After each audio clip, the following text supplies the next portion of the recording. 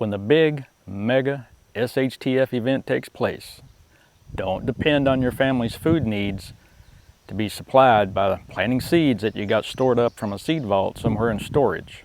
Instead, grow your own survival crops.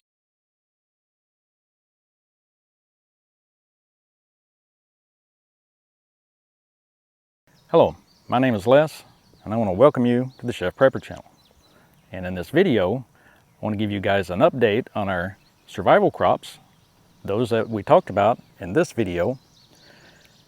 And this isn't a video to say, look at what I did. This is a video to help motivate you guys of the necessity to learn how to grow your survival crops while you still have time to do so, by showing you some of a 30-year plus gardener, some of my failures that I'm experiencing right now this year. So I want to impress upon you guys how important it is to learn how to grow your own survival crops now, not later when you have to do it, so that you can get an understanding, if you're not an experienced gardener, that it's not just as simple as putting a seed or a plant in the ground and voila, a little later you got something to eat. So let's go look at some of our successes and failures. One would be beans. These are our black beans. They're doing really well at the time being. One of the issues you will have if you grow beans is insects. We have lots of problems with bean beetles. I'll have to come and deal with that guy later. Here in our gardens, we do not use any type of insecticides or pesticides, so we have to struggle with the bean beetles. If any of you guys who do grow beans have a natural type solution to bean beetles, I would really like to know what that is.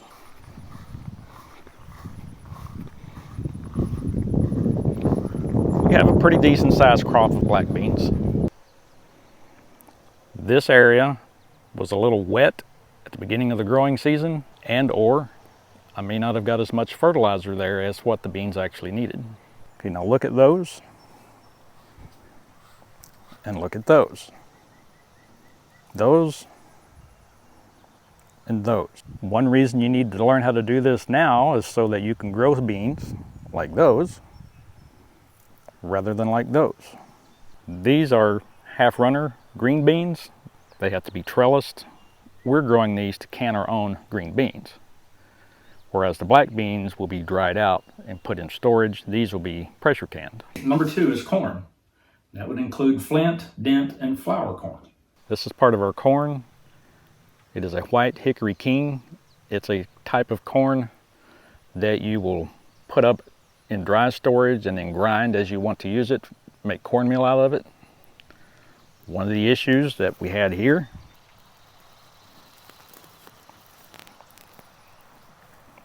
if you didn't notice, there's a lot of weeds, which is an ongoing battle. But in this area, the seeds didn't sprout. Most of them did. That's another small area of corn we have planted. That is sweet corn. That is not like the hickory king that we just looked at. That corn, we will eat that as it gets ripe and ready to eat. Number three would be squash or winter squash. And those on out there are butternut squash. Some of the squash, butternut squash.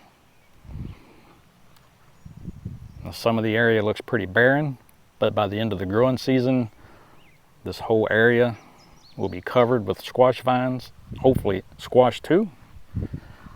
The pumpkin area will be covered completely in vines and weeds, unfortunately, and hopefully some pumpkins. Number four would be your regular potatoes. This is some of our potatoes. And for those of you who've grown potatoes before, you probably know that they don't look real good. I'm not sure why that is. I have grown much better looking potato plants and had very small potatoes. So my hope is that the plants won't be so big and pretty, but the potatoes will be big and pretty. Again, it is easy to over-fertilize, grow really green, large plants, and have virtually no harvest. One more reason you need to learn how to do this stuff now while you can. A couple of the potatoes here, seed potatoes, didn't sprout. or they rotted in the ground, or even worse, potentially, when I was using a hoe on them, I did cut a couple of potato plants down by accident. A different potato section. These do look a little better than the potatoes in the other area, but not a lot. One thing about potatoes, I hope you guys can see almost like ridges or tunnels. Potatoes take quite a bit of work to grow a good crop. Something you need to practice and learn how to do while you still have time to do so. Number 5 would be sweet potato. A couple rows of sweet potatoes. And there's an area where the sweet potato plants died.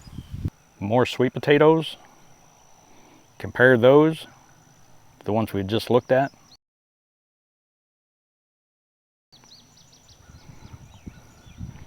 Problem here, and one that you may encounter if you try to grow sweet potatoes, they've been eaten.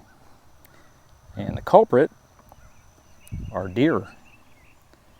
I have fence, but our fencing is for livestock and it doesn't prevent deer from getting in here. They can jump right over that fence. Number 6 would be pumpkins. Those are pumpkins. Pumpkins, or pumpkin.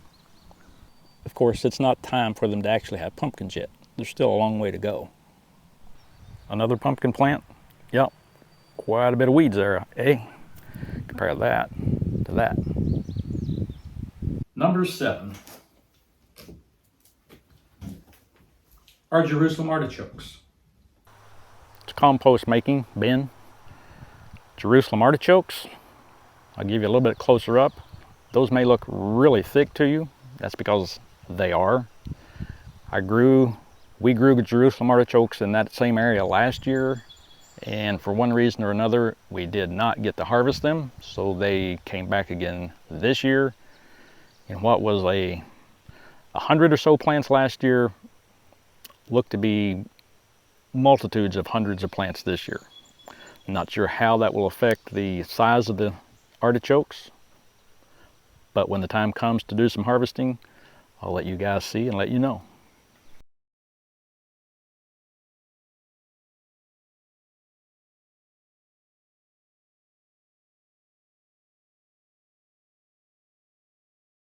There is the ever elusive house cat. What are you doing, Jay Feather?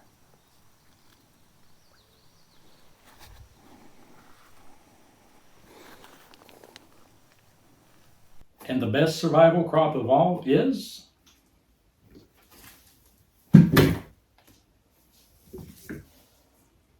be sure that you watch this video here after you watch this one so you can get a better understanding of these 7 crops and why they are the best ones for your own survival. If I didn't get the point across, producing your own food is hard. It takes a lot of work, takes a lot of effort, takes a lot of time, a lot of know-how, and if you get all that accomplished, there will still be things that are out of your control that will cause you to have some crop failures. The point of telling you these things is so that you can learn how to do these things now.